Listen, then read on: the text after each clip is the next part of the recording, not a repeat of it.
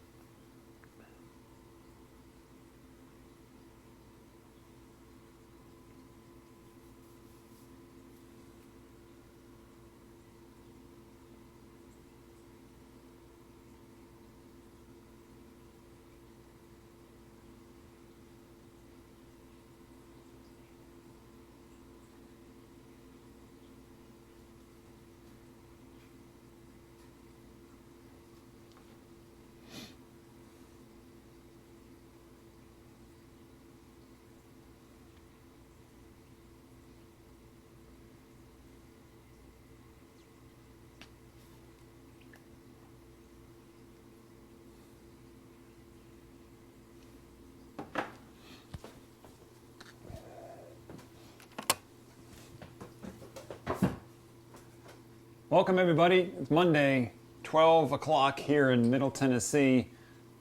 I'm Mark Callahan, Mr. Saltwater Tank, with the Midday Monday question and answer session. Here's why I educate you for a couple minutes on a topic, and then I turn it over to you reefing guys and gals, where you get to ask questions. If you want to ask questions, leave them down in the comments below, and I'll walk through them while I'm here.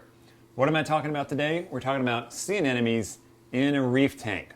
One of those things that some people are like, hell no. Some people are like, sure, bring it on. It's a reef tank, right? You're supposed to have shrimps and crabs and fish and corals, and sea anemones are on the reef, so why not? First of all, why are some people so polarized about this? Well, look, a sea anemone is an animal that can sting corals and it can eat fish. Certain types of sea anemones are better at eating fish than others. I'll talk about that in a minute. So the whole idea of the caution that people give about putting a sea anemone in a reef tank is that it can sting and potentially kill corals, and it can sting and potentially kill fish. Now, most of us are more into the corals than the fish. If you're more of a fish person, say hi, leave a comment below that you like your fish better than your corals. Most people are more concerned about something happening to their corals than happening to their fish. So the thought of a sea anemone stinging and causing any damage to their precious corals is like, I can't breathe. I need a moment. Therefore, when they think about putting a stinging animal like a sea anemone in the reef tank with their precious coral, they're like, hell no, not going to do it. My stance on it is, it can work for you watching. There's a big sea anemone right over here, and there's another one right over there. I have two of them in this tank. I'm not concerned about either of them, and I'm not concerned because I understand what type of sea anemone they are, because different types of sea anemones are better suited for a reef tank than another. And I know what I'm getting into. Look, it is a bit of a risk. We talked about fish on the fringe last week on the live stream, the Q&A. You're educating yourself on the risk, and then you get to decide if you want to take the risk or not. It's not an all or nothing type of deal for me. Few things in this hobby are, other than if you want a saltwater tank, you've got to put water in it, and you've got to put salt in it, and then you've got to make sure the tank leaks. Other than that, the rest of it, there's a fair bit of gray area. So sea anemones in a saltwater tank. I'm okay with it, understanding what kind of sea anemone I'm putting in, because certain sea anemones have certain personalities which lend themselves to work well in a reef tank or potentially not. Let's start with the most popular sea anemone out there, the bubble tip anemone, out there also called a quadricolor anemone. These come in the greens, they come in the red or the rose bubble tips, and then of course there's the Colorado or Chicago sunburst that my buddies up there at Tank and Easy are famous for. These are the orangish yellow, super bright looking bubble tip anemone, very colorful specimen, very hardy as well. These are aquaculture specimens, so they get a good variety of colors, which is nice because this is a saltwater tank and we want more colors than those freshwater guys, which are kind of boring. But anyway, so we get this whole range of colors, and they're also very cost effective. They don't cost a bunch of money. You can probably find them one on your local reef club or your local reef club, your Facebook group. People often have them. They would like to get rid of them because they tend to split often. For example, I have about 15 of them in one of my holding tanks here. I'm holding clients. Well, I was holding on to 4 of them for a client about a year-ish ago. Now I have 15. I would love to pass those on to better homes. They just keep splitting and reproducing in that tank. I'm like, okay, well, this is great, but now I would like to rehome them for someone who else can enjoy them because I have too many of them. So, therefore, they're very popular, And putting them in a reef tank comes with these risks. Number one, a bubble tip anemone has a sting, but it's not a very powerful sting. Like you can stick your hand down in a bubble tip anemone, as long as you're not allergic to an anemone, your hand comes out feeling slimy, and that's it. You're not going to be like, ow, pull it away. They're not going to take down a fish unless the fish is weak and dying. I'm not worried about any of this fish in these tanks swimming into the bubble tip anemone and getting killed. I've seen shrimp and crabs, even hermit crabs, and certainly fish as well, land in a sea bayonet, in a bubble tip anemone, and then they bounce right out of it. They swim away. So the sting isn't that strong. Therefore, putting them in a reef tank in terms of danger to your fish, not that concerned. What about to the corals? Here's the thing about sea anemones in general, and I'll talk about this with each type of sea anemone, but we're talking about the quadricolors or the bubble tips now. If they park themselves next to a coral and they repeatedly sting it, that's where the problem becomes. If they're just walking across your tank, which the bubble tips are known to do that, I'll touch on that in just a minute, and they sting a coral for a couple seconds or even like 2 minutes while they're walking by, like, okay, the coral's going to pull in its polyps, and if it pulls in its polyps, it doesn't mean that it's dying. It's merely protecting itself, and hopefully that sea anemone moves on. Now, the bubble tips are known for walking around a tank. They'll live in the rockwork. They can live anywhere up in the rockwork, anywhere they can get their foot down into. They like to hide their foot, and the flow and the lighting's happy for them, and they leave the rest. So they can move around. I call them the redheaded stepchild of your tank, because you might put them in your tank, be like, oh, that's perfect for you right here. If you would just stay there, it's a perfect spot. There's no corals around you. I would just love for you to stay there. And they literally look at you and be like, that's great. I don't give a rat's ass about you. I'm going to move. Then they start walking around your tank. Now, here's the thing about them walking around the tank. They tend to stay clung on to the rockwork. People often get concerned about a sea anemone flying off the rockwork and getting chopped up in their power heads. I found that unless the sea anemone is very sick and dying, it doesn't detach and float around your tank, especially with the bubble tips. They will cling to the rocks, they'll walk themselves around, but they're not going to just flip off and then go floating around your tank unless they're very upset. That being said, when I put them in the tank, turn off my pumps, and then put them down in the rockwork where I would like them to stay, and then I'm kind of like, okay, well, it's up to you. Let's see what you do. Once I see that they're attached, then I'll turn my pumps back on and keep an eye on. So if they park themselves next to a coral, they're just there while they're moving around, that's one thing. If they're really truly parked there and they're not moving, like my guy, he's right there, and there's some corals around him. There's a Hawkins enchilada right above him. Some people are like, are you crazy putting the bubble tip there? Well, here's the thing, I didn't put him there. He moved there. At some point, this sea anemone here will likely reach up and sting the Hawkins over here. Okay, at that point, I might decide he has to go, or I'm just going to simply move the Hawkins. Right? It's not that hard to move corals. Here's a hint, it's a lot harder to move sea anemones. So I'm not worried about the sea anemone touching the coral. When he does, I'll likely rehome the coral. Or if I need to remove the sea anemone, I will. Most of the time, though, I would like to put the sea anemone in the tank first, get an idea of where he's going to stay, hope that he stays there, and then put coral around it, understanding that one, he may move, and two, if it reaches out and touches something, then I may have to move the coral. For me, though, that's not absolutely, I'm not going to do a sea anemone, or I absolutely will in my reef tank. Bubble tips are going to have the most risk for causing damage because they can move around, where you think you got them parked where they're happy, then they decide to move into another coral. Okay, there's a risk for that. They're cheaper, they're easy to find, there's that risk balance reward type of thing we got to play with, right? What about other types of sea anemones? There are other ones that are more prone to being better for a reef tank in my opinion. However, there's a trade-off with these. We'll talk through each of them. First one is the carpet anemone. These come in green, they come in red, they come in purple. Here's the thing about carpet anemones. A healthy carpet anemone is a very good killer. It's a very lethal killer. If anything touches it, and it's the anemone is healthy, that carpet anemone, it will take it down. I've seen them take down big fish. The fish merely touch the sea anemone, even by accident. As soon as it does that, the whole thing curls up and the fish is done for. There's no getting away out of a healthy carpet anemone. Even when I place a healthy carpet anemone in a tank, if I stick my finger on it, even just touch my fingernail to a couple of the tentacles, it's like sticky paper. You're like, get the heck off. Therefore, carpets are very pretty. They can also get very big. I have one in a client's tank that's at least 18 inches across. And they tend to park themselves at the bottom of the rockwork, which is nice for you SPS people who tend to keep your SPS up high. You'd say, oh, I like to see an anemone in my tank. He's going to tend to park itself down low. Carpet can make sense for me. Here's the thing. One, they get very big, so it may over-engulf your coral. Number two, I'm more concerned about a carpet taking down a fish than any other sea anemone out there, to the extent that I won't put them in my tank anymore. I had one, it ate my wife's favorite fish, and the next day that carpet anemone was gone. Now the trick with this is, yes, they are easy to find. They come in a bunch of colors. Just educate yourself that if you put one in there, touches your fish, the fish is likely history. But they do park themselves down low, so if you're SPS people looking for an anemone, that may be an option for you. That being said, I like the other type of sea anemone that tends to park itself at the bottom of rockwork, away from things, which is the sea bay anemone. I have one of those in my tank. Here, let's have a quick look. Right over here. Right there. This whole thing right there is one big sea bay anemone.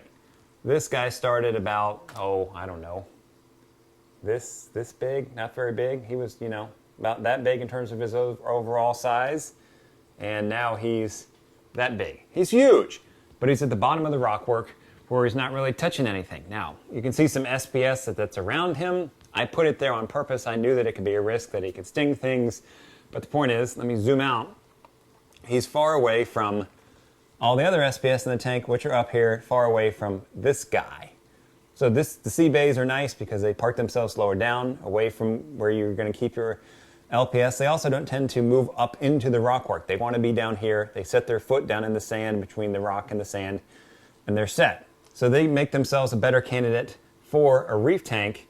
The catch with these guys, with the sea bays, is that they're not as easy to keep. It's more of an advanced anemone for you if you're getting into reefing, just getting your feet wet. Don't recommend the sea bays.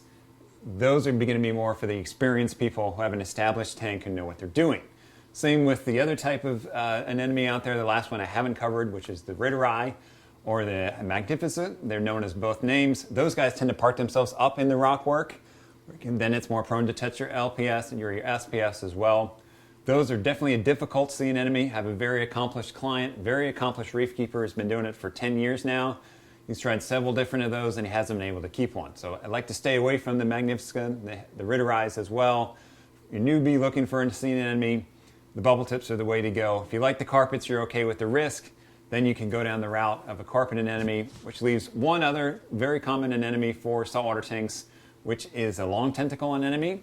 These guys tend to park themselves down in the rockwork as well. The catch with them is they also tend to be more difficult to keep. I've had several long tentacles in my tanks. While the sea bay did well, the long tentacles never did well. And those guys, when they want to move, they just pop themselves off and they float around. So then they have more of a chance for getting pureed. So the long tentacles, I like them. I would love to keep one. I have some clients, Derek, if you're watching, you know who you are. You can keep them all day long, but in some tanks, even mine with the healthy sea anemones, long tentacles don't do well. So if you're a newbie, you're getting into reefing, you have some road underneath your belt, I don't recommend you set up a tank and then the next month go get yourself an anemone. You got 6 months or so, you get a sense for things, you're comfortable with testing your water, you're keeping some coral in your tank. Start with a bubble tip, knowing that it can move around. Then when you get some years under your belt, some good experience, then you can look at going to other types like the sea bay, the carpet if you want to take the risk. Those are the ones I would focus on. Bubble tips to start, sea bay, and then carpet is my last preference in terms of putting one in the tank. The magnificents and the riteris, I'm not even comfortable trying those myself, so I'm leaving those off the table. Same with the long tentacles. I mean, personally, I've never had any success with them. So I'm happy to put a sea anemone in a saltwater tank, in a reef tank. I'm just going to do it and do it with an educated risk, knowing what I'm getting into and what I may have to do, knowing that I put the sea anemone in there. For me, though, I love my sea bay, the bubble tip. Yeah, it's kind of the redhead stepchild. Like, it's pretty, but yeah, this guy over here gets all my attention. With that, let's flip it over to questions. And if you got a question, leave them down in the comments. I'm going to grab a quick drink of water. You all enjoy the view for a minute. Fire away.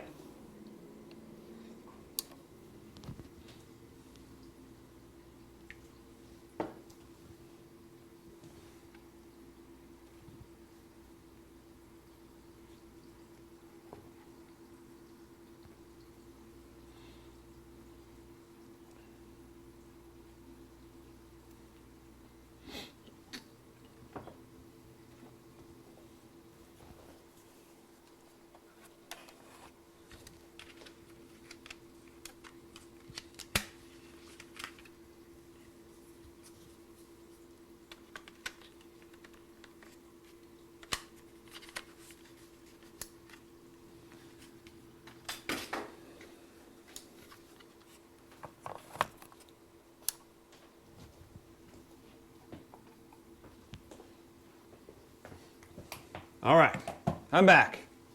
Questions. This is where I turn it over to you. First question comes from Anthony in Glasgow, as in Scotland. Anthony says, just got my first saltwater tank. Welcome to the addiction. It's a hobby, but here's a little preview of coming attractions. It's actually an addiction. It's okay. Just let your spouse know. Just got my first saltwater tank. I've got dry rock. Good move. What sand would you recommend, dry sand or live? All right, Anthony.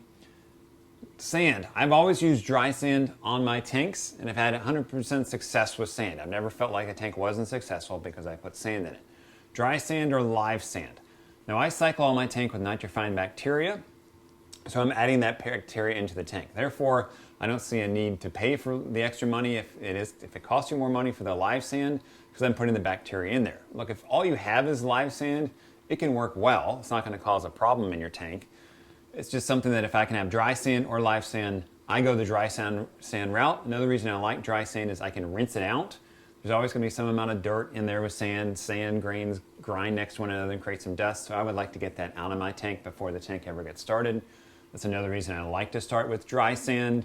There's a couple new dry sands out there. The Reflower guys have these sands out. They have one called a Pearl White, which is like white, white, white. Like you can't miss it. It's almost hurts your eyes. Bright. I like sands, whether I'm doing live or dry, between the 1.0 and 2.0 millimeter for the grain size. That way they're small enough for animals like wrasses who sleep in the sand to be comfortable, and they're big enough they're not going to tend to not get blown away in your tank unless you're a super wicked high flow guy like Dave out in Utah. All right, great question. Oh, Victor here has nano tank with an anemone. Fantastic. And 150 gallons with corals and fish. Love both my tanks. There's one way to handle a sea anemone in your tank. Just get 2 tanks. Be like, yeah, but this one's doing well. I'll just get another tank. All right. All right, Victor also wants to know, what about mixing anemones and having different types of anemones? Victor, I haven't had a problem with this. My tank, I have a sea bay over here and the bubble tip over there. If these two touch, then it can be an issue with anemones fighting. So if you have a smaller tank, I wouldn't put mixed types of anemones. The catch with this is bubble tips, rose bubble tips or green bubble tips. Anemones in the same family or in the same species, that's okay. But vastly different types of anemones, pick one and roll with it. All right. Ah, yes, Retro Reefs, great question. Rock flower anemones. What are those guys? Thanks for the reminder. All right. Rock flowers. These are some smaller type anemones. They tend to not get very big, maybe 4 inches in there. They tend to hang out in the rock work. I have one of them in my tank down here. Lots of different colors. Very low risk of them eating any kind of fish in your tank, especially larger fish, because the sea anemone isn't very big. Again, I can stick my hand down in them and don't have any issues with me getting stung. So they don't have a very potent sting. They come in all kinds of crazy colors. Rock flowers are a great way to fill in holes in your coral, your aquascaping. You're like, I've got coral here, don't really have a place for a coral here. So I can put in a rock flower anemone because they'll attach themselves to the rock and then they're going to hug the rock. So great point, Retro Reefs. Thanks for the reminder. Rock flowers in an SPS tank, Retro Reefs? Absolutely. I've got them in mine. I would sprinkle them throughout the tank. Of course, I'm not going to put it next to my prize like Walt Disney, which mine's over there, still barely growing. But yeah, I'd put it in an SPS tank. Another good candidate for an SPS tank. Thanks for the reminder. All right, Neil wants to know, dropping dry rock into an established system with live rock cause a crash? No. If you're putting in lots of new dry rock into an established system, I don't expect it to crash the tank, because if it has live rock in there, then you should have enough bio load to handle the fish that are in the system. Now, if the dry rock is dried out live rock, then potentially it could cause a crash, because now you have all this die-off from the live rock, from the former live rock, which has then become dry rock. I don't use formerly live rock that is now being sold as dry rock. Don't do that. It's just a messy type of way of adding stuff to the tank, adding rock to the tank. You can dump out phosphates, dump out nitrates into your tank. So I don't go that route. I use true dry rock. Usually I'm using real reef rock, which is man-made rock. It was never alive like live rock you get out in the ocean, so I don't have that worry about die-off. Now, if I'm going to add dry rock to an established system, I'm going to do that, Neil, very carefully. Like if I have 100 pounds of live rock in my tank and I'm like, oh, I want to add 200 pounds of dry rock, I'm going to do it piece by piece, a couple pieces a week, keep an eye on my water parameters, ammonia nitrates, just in case something happens. Because So we are dealing with a living creature here. And then be ready to react. If I have an ammonia spike, pull that rock out and do a water change. So if you want to add more rock to your system, you're adding a large amount, do it piece by piece. Go slow. It's not going to hurt things to do things, to go slowly. All right, let's see here.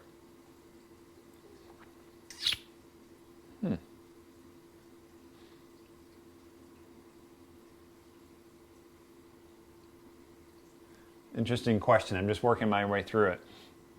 It says, I started a mixed reef, like to have several SPS colonies, but in a dominant SPS. Is there an easy way to keep up with calcium levels without any reactor? Yeah. Look, if you're adding a mixed reef tank, you want some SPS, but not a lot. How do you keep up with your calcium levels? There's lots of ways to do it. Calc wasser in your top off. I like to use a calc stirrer. That can take care of things. Water changes alone will get you down the road a long ways until those pieces get larger. And depending on your tank size, simply doing a little bit of dosing, calcium dosing, can likely handle your things as well. So don't feel like if you start adding SPS coral to your tank or a lot of other corals, then you're going to create a problem with having to dose calcium. How you manage that can partly be how many pieces you put in there, how large you get them grow. And the flip side of all this is, look, if your corals are growing and you have to dose calcium, that's a good thing. That means you're doing something right. Nothing wrong with needing to dose your tank because stuff is growing and using up all those elements in your tank. Not going to have a problem with that. Again, congrats if you're getting to the point in your tank's career where you need to start dosing. It means you're doing something right. All right, let's roll through a couple more questions here. All right, Jimmy wants to know, what are your thoughts on Bellis angels? Love the Bellis angel, Jimmy. It's a great angelfish, very reef-safe angelfish for your tank.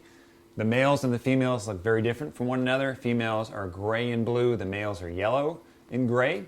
Here's a hint. The males cost about 3 times as much as the females. And when there's a pair or a dominant female, then she will make the switch to a male. So if you want to hedge your bets, you want to potentially save yourself some money, get yourself a pair or even 3 females, put them in your tank, and hopefully one of them will make the switch over to the male. It's a very cool thing to watch fish change sexes, watch their colors change.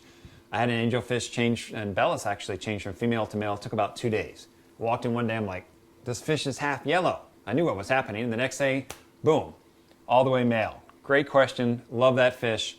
Bellis angels also don't get very big. For those of you that have a 90-gallon tank, that's a nice kind of, not small angelfish, but a sizable angelfish. It's not a pygmy, little, but not as large as some of those big angels can get. So definitely like to Bellis for all those reasons. Put it on your list if it's not already on your list. Jimmy. Fadia says, hello. How you doing, brother? I'll see you in about 6 weeks. For those of you in Dubai, Friday, April 20th, I will be in Dubai speaking at BPK. Fadia, you better get your tail over there. Everyone else in the Middle East region, come out to BPK Friday, April 20th. Would love to meet you, hear about your tanks, and also any questions that you might have. All right, Vinny wants to know, what's your preferred cleanup crew assortment? Great question, Vinny. Partially depends on tank size. My number one thing about cleanup crew is I don't go overboard with this. Back in the day when I started in reef keeping, it was like put in 100 Sarah snails, put in 200 hermit crabs, and then put in 100 Australia snails. I'm like, really? In a 90-gallon tank, you want all that? Didn't err on the side of caution with cleanup crews, because if there's not enough food for them, then they're going to die off. So let's run an example. Most of you probably have somewhere in the 75 to 200-gallon tank. So let's pick a 120-gallon tank. Let's say it's established, it's got a fair amount of fish in it. I'm going to put in 2 dozen hermit crabs. I'll put in 2 dozen Sarah snails. Probably put in 2 dozen, what some people call zombie snails, which I think is just hilarious. The Nacerius snails. Put in a cleaner shrimp or 2, and pretty much call it good. I'm not going to go overboard with putting a lot of cleanup crew in there. A lot of these recommended cleanup crew that people I see putting out there, it's just way too much. Great question. Babak wants to know, when am I coming to Canada? I come to Canada, whenever. If you got a reef club up in Canada, you're hosting an event in Canada, let me know. I got a passport, I'll travel. Would love to come to Canada. Only time I've ever been to Canada is when I drove over from Niagara Falls. A client of mine drove me over to see the falls. We went to the Canada side. Here's a hint, if you're going to Niagara Falls, it looks much better from the Canada side. You will need your passport to get back into the United States, unless you want to leave and stay gone. So all that's the only exposure I had to Canada. Would love to come up and back and meet you, talk eat some of that poutine, which all of you on Montreal and Quebec keep talking about. It sounds horrible, but you're like, you just got to try it. I'll certainly try it. We'll love to come up there, Canada. Frankie says, hey, Frankie, Frag Creations, I'm going to ship you the corals. I'm leaving this week. Can't do it this week. Watch for it next week. Let's hope for some good weather. None of this cold stuff that you Chicago guys like. All right. One more question here. Great question. PJ Randall lives in the UK, North Wales. Oh, what is your opinion on using natural seawater in sand? All right, PJ, using natural seawater. Number one, if you can get it and you have a way to get it that's been cleaned up, because I don't want to just take it from the water, from the ocean and put it into my tank, look, you're lucky. In the United States, here down in Florida, there's lots of local fish stores that will deliver natural seawater to your system. And a lot of these big systems I see, that's how they get filled. They literally just pull in 1,000 gallons into a truck, and then they take it over and they put it into the tank. Now, they're not just pulling it from the ocean and immediately dumping it into the tank. The responsible ones are running them through some filters to clean things up a little bit, because you don't know what's in there. So I don't just take it straight from the ocean and put it in the tank. I want to do some sterilization on it, do some things to clean it up, because it's not like it's 100% pure. Using sand from the ocean, straight from the ocean, I'm more concerned about that because of pollutants getting stuck in there. Also, I'm not going to take so much to fill up a whole tank. I might take a handful, put it in my tank. Most of all, I leave the sand. The other thing too about most of the sand that I see on beaches is it's not appropriate for a saltwater tank. It's either too small or too big. The grain size isn't right. So therefore, I want specific sands that are more tailored to saltwater aquariums. In that case, I'll purchase the sand. But if you have access to natural seawater, especially filtered natural seawater, certainly jealous.